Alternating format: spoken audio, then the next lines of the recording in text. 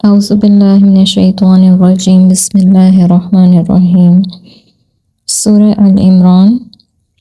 ربی اشرح لی صدری ویسر لی امری واحلل عقدۃ من لسانی یفقہوا قولی۔ ومن اہل الکتاب من ان تامنہ بقنطار یؤدہ الیک۔ اور اہل کتاب میں کچھ تو ایسے ہیں کہ اگر آپ ان پر اعتماد کرتے ہوئے خزانہ بھر مال دیں تو وہ آپ کو واپس کر دیں، اور کچھ ایسے ہیں کہ اگر آپ انہیں ایک دینار بھی دے بیٹھیں تو وہ ادا نہ کریں، الا یہ کہ تم ہر وقت ان کے سر پر سوار ہو۔ اس کی وجہ یہ ہے کہ وہ کہتے ہیں کہ ان کا عقیدہ یہ بن گیا ہے کہ ان پڑھ لوگوں کے بارے میں ان پر کچھ گرفت نہ ہوگی۔ یہ لوگ جان بوجھ کر اللہ کی طرف جھوٹی باتیں منسوب کر رہے ہیں۔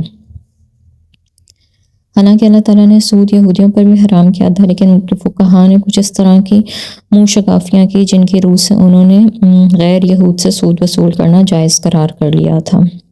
جیسے کہ آج کل مسلمانوں میں سے ایک گروہ ایسا ہے جو فقہی منہ شگافیاں پیدا کر کے کافروں سے سود لینا جائز سمجھتا ہے۔ پھر ان کی یہ سود خوری کی عادت فقط سود تک محدود نہ رہی، بلکہ وہ کہتے تھے کہ غیر یہودیوں کا مال جس طریقے سے ہڑپ کیا جا سکے جائز ہے۔ یہود کی اس طرح کی حرام خوریوں کا ذکر اللہ تعالیٰ نے کافی مقامات پر فرمایا ہے۔ گویا اس طرح وہ دوہرا جرم کرتے تھے، ایک حرام خوری کا، دوسرا سے شریعت سے مستنبط مسئلہ قرار دے کر اسے جائز سمجھتے تھے۔ گویا وہ اپنے جو اختیار تھا اس کو اللہ کی طرف منسوب کر دیتے تھے۔ سود خوری سے انسان کا طبیعت پر جو اثرات مرتب ہوتے ہیں وہ ہیں خود غرضی، سنگ دلی، بخل اور مال کی غیر معمولی محبت، اور اس کے بعد حرام طریقوں سے مال جمع کرنے کی فکر۔ اس آیت میں اللہ تعالیٰ نے جو ایسے شخص کی مثال دی ہے، اگر اس سے ایک دینار بھی دے بیٹھیں تو اس سے واپس لینا مشکل ہو جاتا ہے، تو وہ یہود بھی اسی قسم کے مال کی محبت میں گرفتار ہو گئے تھے۔ رہی دیانتدار آدمی کی مثال، تو وہ ہر قوم یا ہر امت میں کچھ اچھے لوگ بھی موجود ہوتے ہیں، اگرچہ وہ کم ہی ہوتے ہیں۔ یہودیوں میں سے ایسے لوگ وہ تھے جو سود خوری اور دوسرے ناجائز طریقوں کو حرام سمجھتے تھے۔ عبداللہ بن سلام ایسے ہی شخص تھے۔ کسی نے ان کے پاس 12 اوقیاء سونا بطور امانت رکھا تھا، اور جب مالک نے اپنی امانت طلب کی تو فوراً ادا کر دی۔ اب ان کے مقابلے میں ایک یہودی تھا، فحاس نام تھا اس کا۔ کسی نے ایک اشرفی اس کے پاس امانت رکھی ہوئی تھی، جب اس نے اس سے امانت طلب کی تو وہ مکر ہی کیا۔ یہودی کیا کرتے تھے کہ غیر اسرائیلیوں کے مال کو ہر جائز اور ناجائز طریقے سے ہڑپ کر جاتے تھے۔ تلمود میں کہا گیا ہے کہ اگر اسرائیلی کا بیل کسی غیر اسرائیلی کے بیل کو زخمی کرتے تو اس پر کوئی تاوان نہیں، مگر اگر کسی غیر اسرائیلی کا بیل اسرائیلی کے بیل کو زخمی کر دے تو اس پر تاوان ہے۔ اگر کسی کو کوئی گری بڑی چیز ملے تو اسے دیکھنا چاہیے کہ اس کے ارد گرد کن لوگوں کی باتیں ہے۔ اگر اسرائیلیوں کی ہو تو اسے اعلان کرنا چاہیے، اور اگر غیر اسرائیلیوں کی ہو تو اسے بلا اعلان وہ چیز رکھ لینی چاہیے۔ رہبائے شموئیل کہتے ہیں کہ اگر امی اور اسرائیلی کا مقدمہ قاضی کے پاس لایا جائے تو اگر قاضی اسرائیلی قانون کے مطابق اپنے مذہبی بھائی کو جتوا سکتا ہو تو اس کے تحت جتوائے، اور کہے کہ یہ ہمارا قانون ہے، اور اگر امیوں کے قانون کے مطابق جتوا سکتا ہے تو اس کے تحت جتائے، اور کہے کہ یہ تمہارا قانون ہے، یعنی دونوں صورت میں وہ اسرائیلی کو ہی جتائے۔ اور اگر دونوں قانون ساتھ نہ دیتے ہوں تو پھر اس ہیلے سے بھی وہ اسرائیلی کو کامیاب کر سکتا ہے، اسے کامیاب کرے۔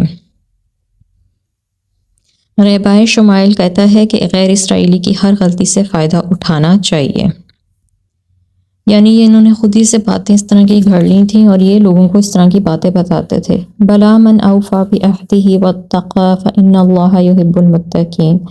بات یہ ہے کہ جس شخص نے بھی اللہ کے کیے ہوئے عہد کو پورا کیا اور اس سے ڈر گیا تو اللہ ایسے ہی پرہیزگاروں کو پسند کرتا ہے۔ یہودیوں کی خباثتوں کا ذکر آیا تو اور کیونکہ ان کے اندر تقویٰ کا فقدان تھا، یعنی یہ لوگ اللہ تعالیٰ سے بے پاک اور نڈر ہو گئے تھے، نہ وہ اللہ کے احکام بیان کرنے میں دیانت سے کام لیتے تھے اور نہ ہی دوسرے لوگوں سے معاملات میں وہ دیانت کو خاطر میں رکھتے تھے۔ ان کے ذہن میں بس ایک ہی سودا سمایا ہوا تھا کہ وہ چونکہ انبیاء کی اولاد ہیں لہٰذا جو کچھ بھی کر لیں دوزخ کی آگ ان پر حرام کر دی گئی ہے۔ اسی پر وہ غیر اسرائیلیوں کے مال کو ہر جائز ناجائز طریقے سے ہڑپ کر جانے کو کچھ جرم نہیں سمجھتے تھے، اور ان میں چند ایک جو اللہ سے ڈرنے والے تھے وہ نہ اللہ تعالیٰ کے معاملے میں کسی قسم کی بددیانتی اور خیانت کے روادار تھے اور نہ لوگوں کے معاملے میں۔ ایسے ہی متقی لوگوں میں سے ایک عبداللہ بن سلام اور ان کے حلقہ اثر کے لوگ تھے، جو لوگوں سے بھی کسی طرح کی بددیانتی یا ہیرا پھیری نہیں کرتے اور نہ ہی وعدہ خلافی کرتے تھے۔ اور جب انہیں تسلی ہو گئی کہ یہ نبی واقعی نبی ہیں جن کی تورات میں بشارت دی گئی ہے، تو وہ بلا خوف فوراً اسلام لے آئے۔ ان الذين يشترون بعهد الله وأيمانهم ثمنا قليلا أولئك خلاق لهم في الآخرة ولا يكلمهم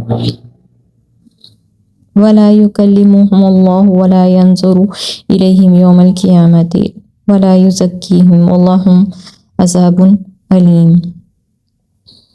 لیکن جو لوگ اللہ کے عہد کو اور اپنی قسموں کو تھوڑی سی قیمت کے عوض پیش ڈالیں تو ایسے لوگوں کا آخرت میں کوئی حصہ نہیں۔ قیامت کے دن اللہ تعالیٰ ایسے لوگوں سے نہ تو کلام کرے گا، نہ ان کی طرف دیکھے گا اور نہ ہی انہیں گناہوں سے پاک کرے گا، اور انہیں دکھ دینے والا عذاب ہوگا۔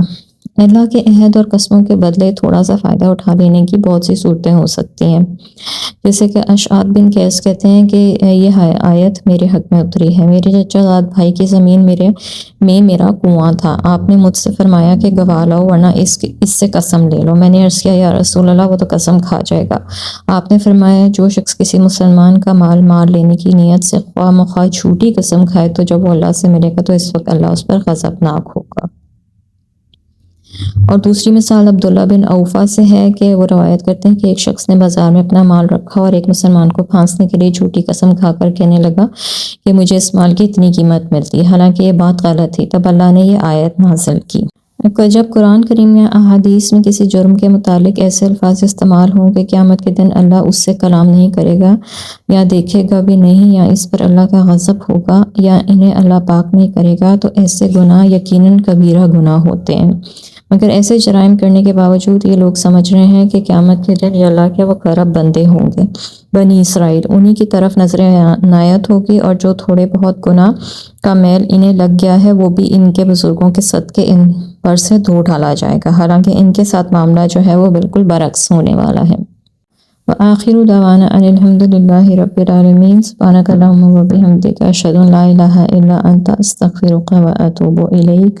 السلام علیکم ورحمۃ اللہ وبرکاتہ۔